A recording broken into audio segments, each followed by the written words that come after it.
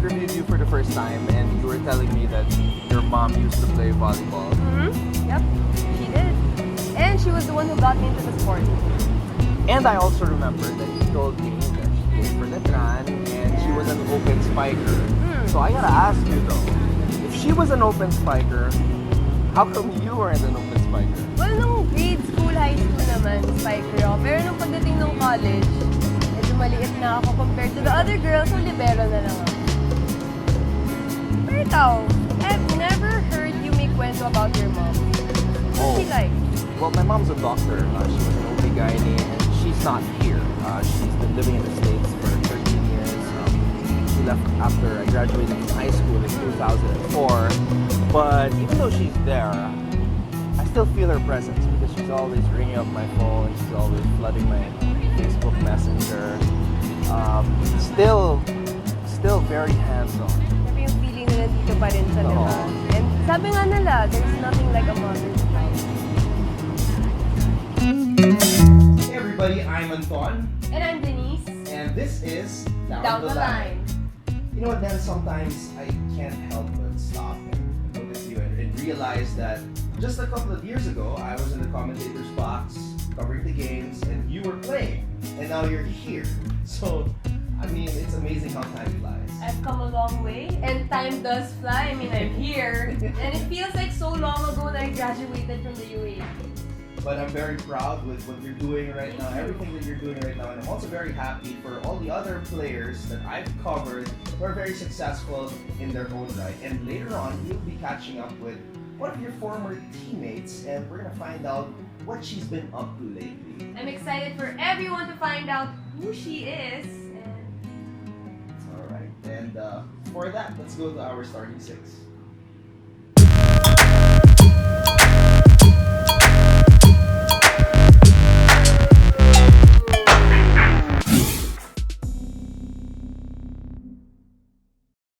So after falling short in the NCAA Season 92 Women's Volleyball Tournament, nakabawi si Gretzel Soltones at si Alyssa Eroa by winning the Beach Volleyball Tournament last weekend. Now, this was the 4th straight championship for San Sebastian and 2nd straight na si Gretzel at si Alyssa ang magka-tandem.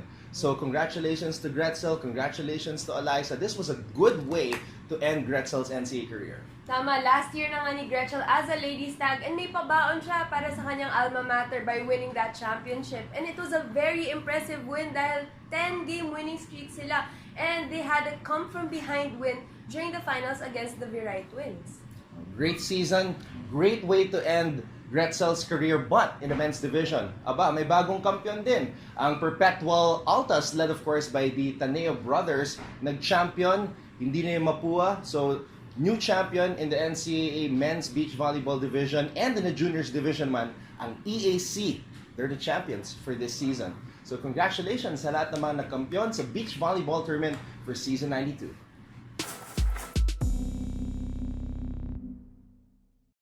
As promised, Alyssa Valdez went home from Thailand to join the Davao National Team tryouts. Yeah, and it was an emotional reunion between Alyssa and her high school coach, the coach that discovered her, Coach Francis Vicente. Matatandaan si Coach Francis ang nakadiscover kay Alyssa when she was in San Juan, Batangas. Brought her to UST wherein they won 3 championships sa UST Girls Division. And then after that, history happened. Of course, Alyssa was able to help Ateneo, along with yourself, win 2 championships in the UAAP. Well, it's gonna be very exciting. By the end of the month, malalaman na natin kung sino-sino ang makakasama sa national pool after the tryouts sa Davao, Cebu, and Manila. Good luck, partner. Good luck to everyone.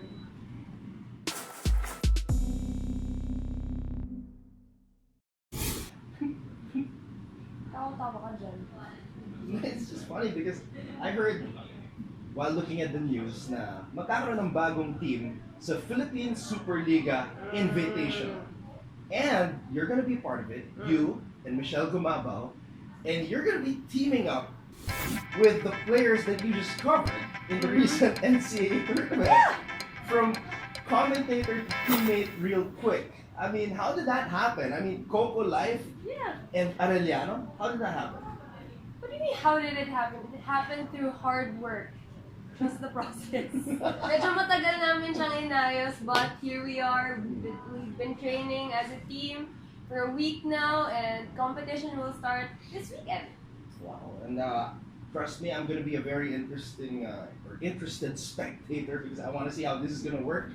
You commentating on them and then teaming up in the PSL. Speaking of the PSL, may bagong kupunan sa PSL Invitational, the Santa Lucia Realtors. No, hindi yung basketball team kung saan naglaro si Jun Limpot. This is a revival, but the volleyball version of Santa Lucia, and it will be composed of Maki Carino. He'll be the head coach, and players from Perpetual, Benilde, and Arellano. Very interesting developments in the PSL.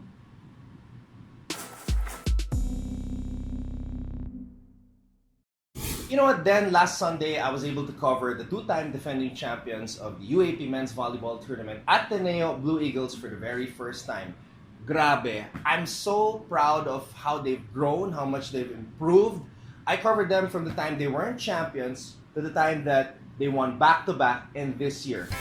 Grabe talaga yung improvement ni Ish Polvorosa, Mark Espejo, Sumang, of course, Carl Bison, the team captain, Rex Intal, I mean, you can't miss the guy. And of course, the 6'8" monster from Whitestone, Queens, New York, Tony Koifman. This team is loaded. Imba. Siyempre, hindi magpapatinag ang defending champions. They are still on top of the standings. Of course, led by Mark Espejo. And last week, they swept their games against UE and UP. And let's not forget, Coach Oliver!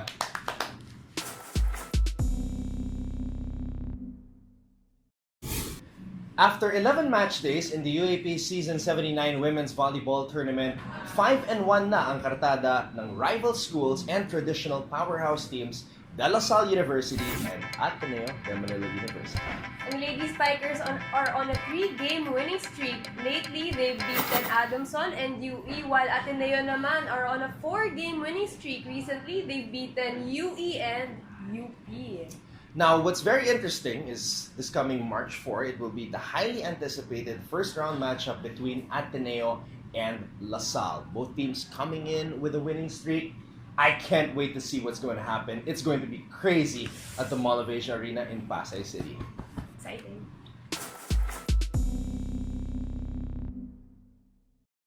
Also last Sunday, we witnessed the Battle of Katipunan, Ateneo versus UP, and there were some very interesting spectators. Alyssa Valdez was there, the delight of the Ateneo faithful, and of course, Senator Pia Cayetano and her teammates from the last UP Lady Maroons champion team back in 1982. Siyempre, pinakita ng Ateneo ang kanilang heart-strong mantra to overcome the UP ikot of the Lady Maroons. Siyempre, nasulit yung pagnood ni Alyssa Valdez and yung mga Ateneo fans dahil na-sweep ng Ateneo ang UP in 3 straight sets. Now, a lot of players really stepped up in what was another eventful week in UAAP Season 79, but one player soared higher than the rest, and we will get to know who that player is in our new segment on the show, Player of the Week, right here on Down the Line.